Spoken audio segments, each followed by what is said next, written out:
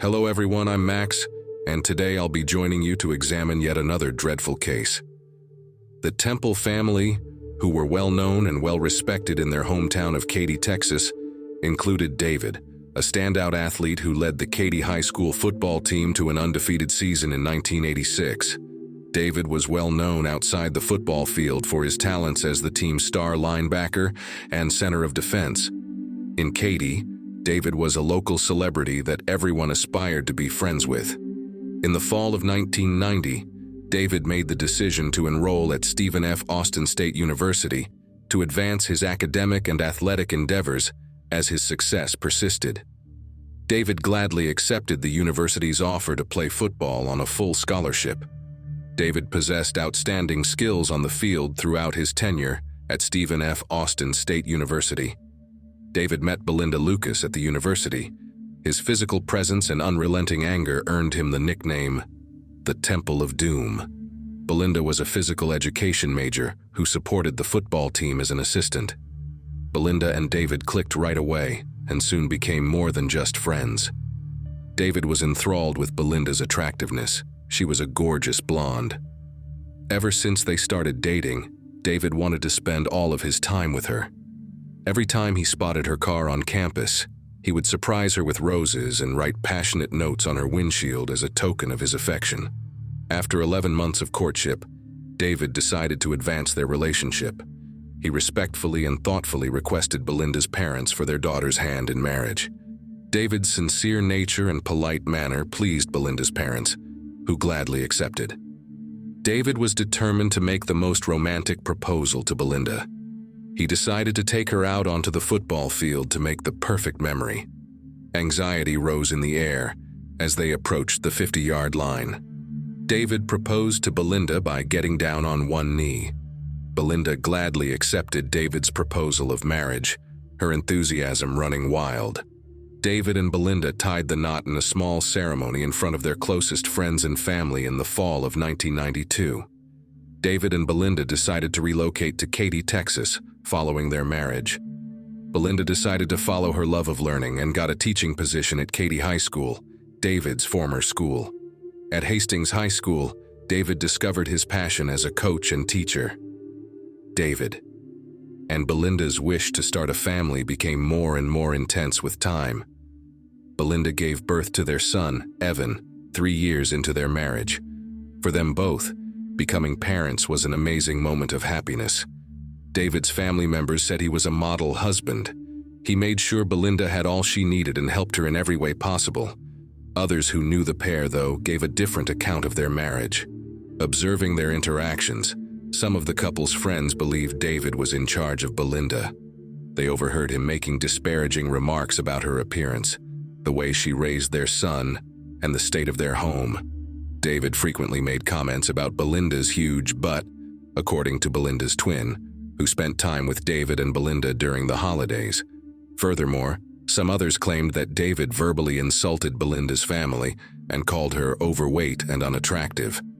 He intentionally prevented Belinda and their son, Evan, from seeing Belinda's relatives and made disparaging remarks about them, calling them crazy white trash. Belinda gained weight during her pregnancy with their son, Evan, and David seemed extremely concerned by this. It seems that his frustration was a result of his discontent with his physically permissive marriage. It was universally acknowledged, though, that despite his less than perfect behavior, David was a devoted, caring father who sincerely loved their son. David gradually began to turn away from Belinda, his wife. During a high school reunion, David ran across an old romantic partner with new details. He told a pal the next day that he'd hooked up with an ex-girlfriend during the reunion. David began to spend an increasing amount of time away from his house. David pretended to Belinda that he was at happy hour with his other football coaches, but in actuality, he was going to exotic dance clubs and having casual conversations with other ladies. Feeling uneasy about her marriage, Belinda sat at home. She couldn't help but worry if something wasn't right while she played with her son. Belinda told her friends she thought David might be having an extramarital affair. She knew there had to be a good reason for David's growing absences from home. so she was hesitant to accept these ideas. But Belinda started to worry when she looked over their credit card accounts. There were a lot of charges from exotic nightclubs that she noted, which made her wonder what David was up to. Belinda reluctantly chose to accept his weak excuses when she questioned him about these outings. Following this occurrence, David opened his credit card and informed Belinda that he no longer wanted to share an account with her. Belinda's worries were heightened by this development, which also caused her to become distant from her husband. By the summer of 1998, Belinda and David were having frequent arguments, and their relationship was becoming strained. Their relationship was further strained by their extended silences from one another. Belinda made the decision one evening to speak with David about their issues. When she asked him if he still loved her, David gave a hazy response saying he wasn't sure. But by daylight the following day, everything had changed. David told Belinda he did love her after having a change of heart. Belinda was ecstatic to hear David's remarks. It appeared that David and Belinda's relationship had been restored by January 1999. They were overjoyed to learn they were expecting a girl when Belinda found out she was expecting their second child. The pair was overjoyed to hear this news and felt excited. Evan, the couple's 4-year-old boy, was 3 months old on January 11, 1999, and Belinda was 8 months pregnant with their baby daughter. The day started out as usual for Belinda, who was teaching at Katy High School when she received a call to answer the front desk. Evan's daycare was on the phone with Belinda, telling her he needed to be picked up around midday since he had a temperature. After driving to Evan's daycare, Belinda picked him up. About 30 minutes had passed before David got home, and Belinda had to go back to work since she had an important meeting later in the afternoon. Belinda arrived home around 15 minutes after her meeting, which ended at 3:30 p.m. Belinda looked quite fatigued when she got home. By then, Evan's fever had broken, and David thought it would be best to take him somewhere to do something while Belinda rested. At 4 p.m., David and Evan departed the house, then took a short drive to a nearby park. They didn't stay there for very long, though. David made the decision to keep on and drive several miles to a larger park. David stopped at a Brookshire Brothers grocery store to buy cat food and a drink for his youngster before making his way to the larger park. But it was already after 4:30 p.m. when he got to the store. So, David decided against taking Evan to the bigger park. Rather, he made the decision to return home. David made the fast decision to stop at Home Depot on the way home to buy brackets for shelves for the baby's room. David and his son were seen entering the business on the CCTV footage from the store. At 5:30 p.m., David and Evan arrived home. David saw there was glass all over the place and that the back door was only partially open. Red flags went up at once at that site, and David suspected the house had been broken into. With fast thinking, David grabbed his son and dashed to the neighbor's house yelling, "Let me in," as he banged on the front door.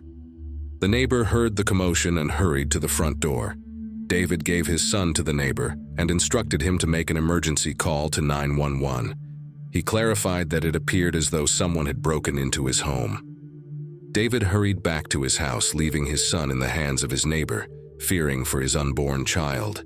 His voice full of worry, he yelled Belinda's name as he hurried inside. He bolted up the stairs, heading for the master bedroom. David discovered Belinda covered in blood, laying in a closet in the master bedroom. When David discovered Belinda's body, he contacted the authorities.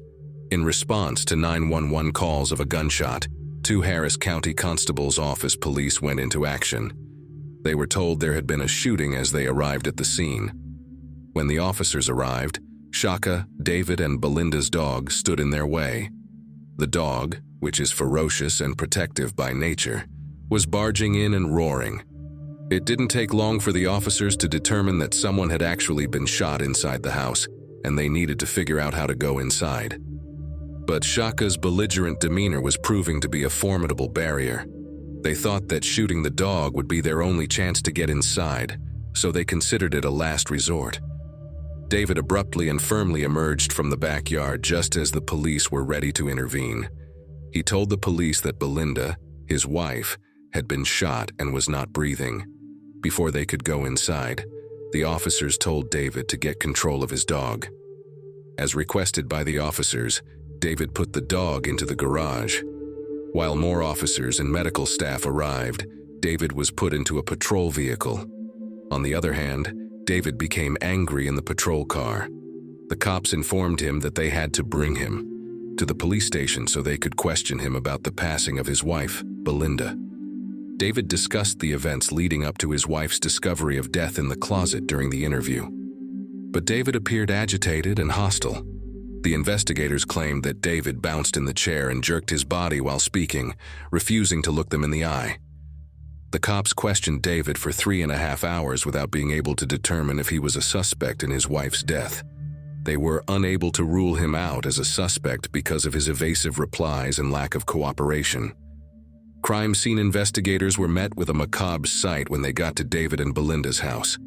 Belinda suffered a gunshot wound to the back of her skull and was discovered laying face down in the closet of the master bedroom. Belinda's long hair obscured the area of her head trauma, making it difficult to see at first. It appeared to one of the responding investigators that Belinda was kneeling when she was shot. Belinda's brain tissue and blood were all over the clothes hanging in the closet. Belinda was still wearing her shoes and was fully clothed in trousers and a sweatshirt. She further wore rings, a bracelet, a necklace, and a watch.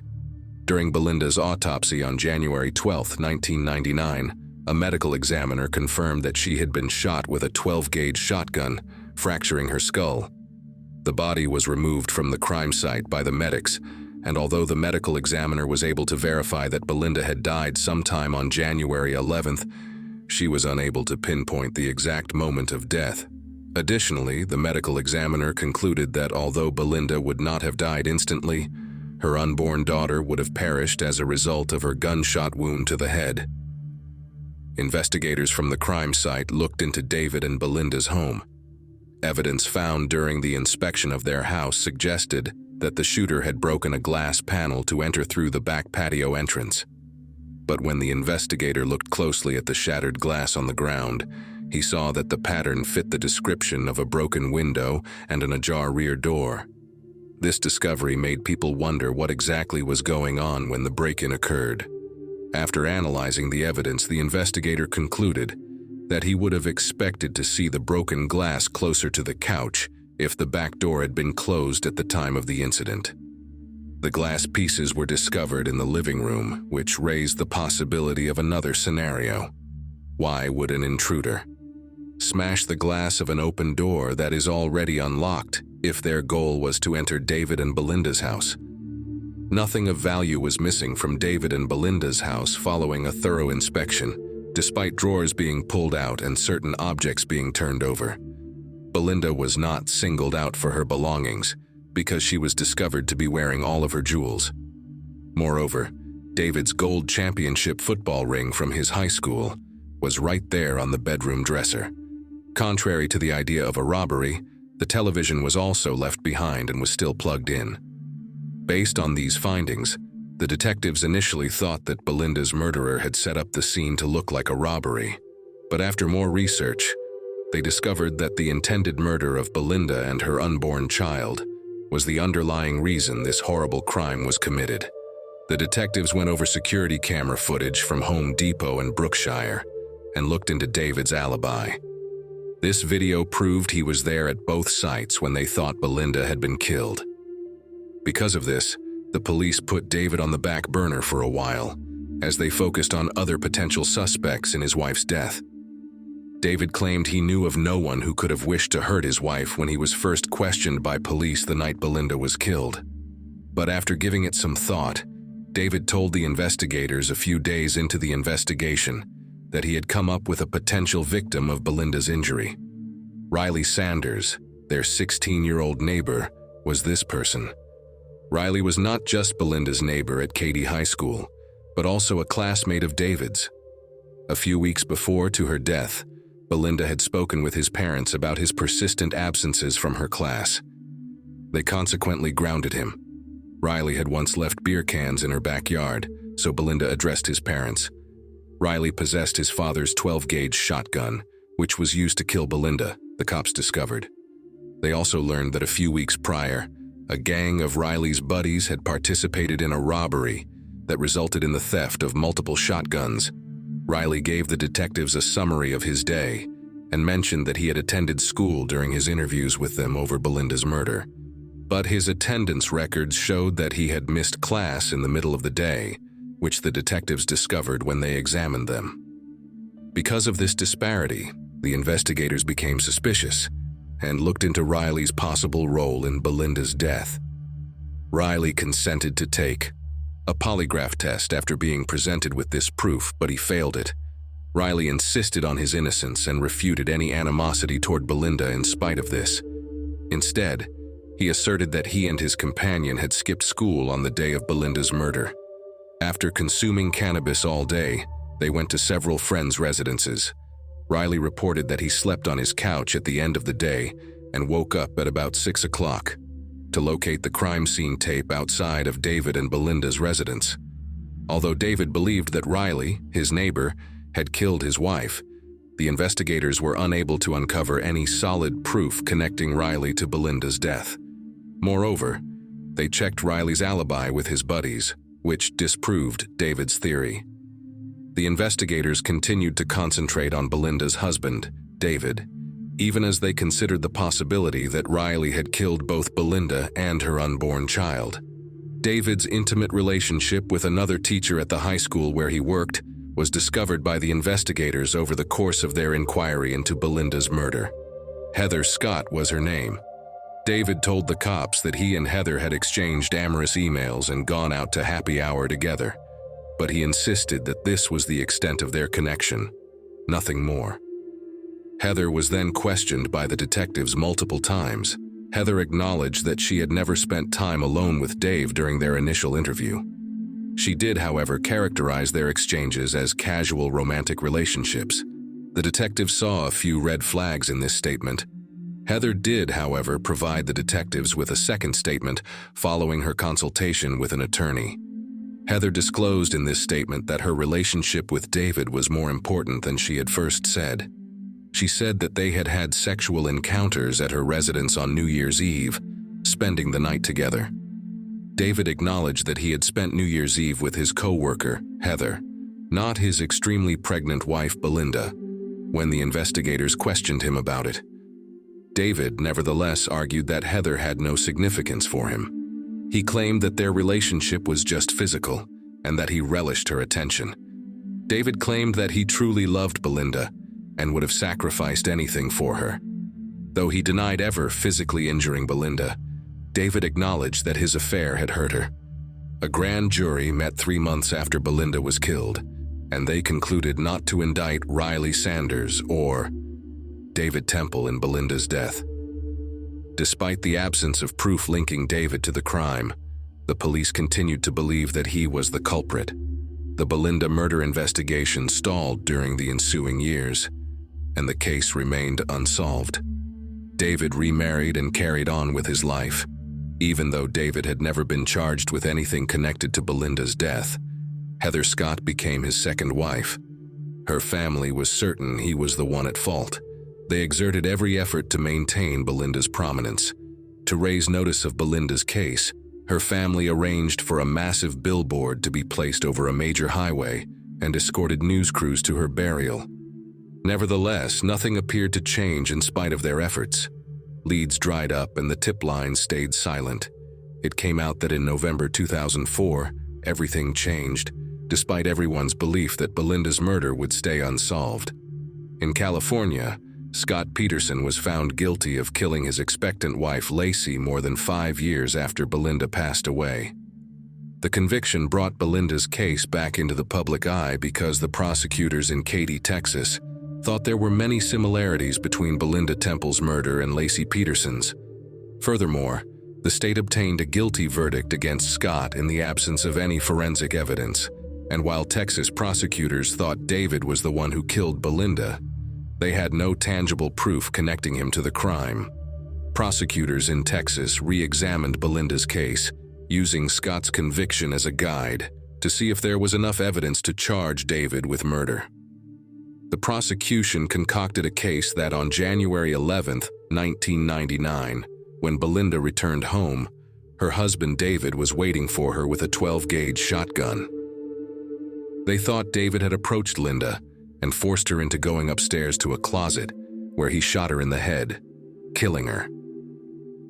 The prosecution thinks that after the murder, David set up the scene to look like a poorly executed break-in, grabbed his son, and drove around the city to create an alibi and make sure he was seen on 2 security cameras. On November 30th, David Temple was apprehended and charged with Belinda's murder in 2004, which was 6 years after her death. However, it took an extra 3 years for the matter to get to court due to different delays. There is no indication that Heather knew David was involved in Belinda's murder before it happened, and she was never prosecuted with any crimes connected to the murder during that time, when David was put on trial in 2007.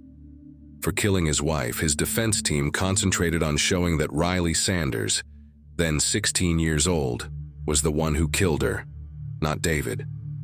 David was sentenced to life in prison after the jury returned with a guilty verdict after just 8 hours of deliberation.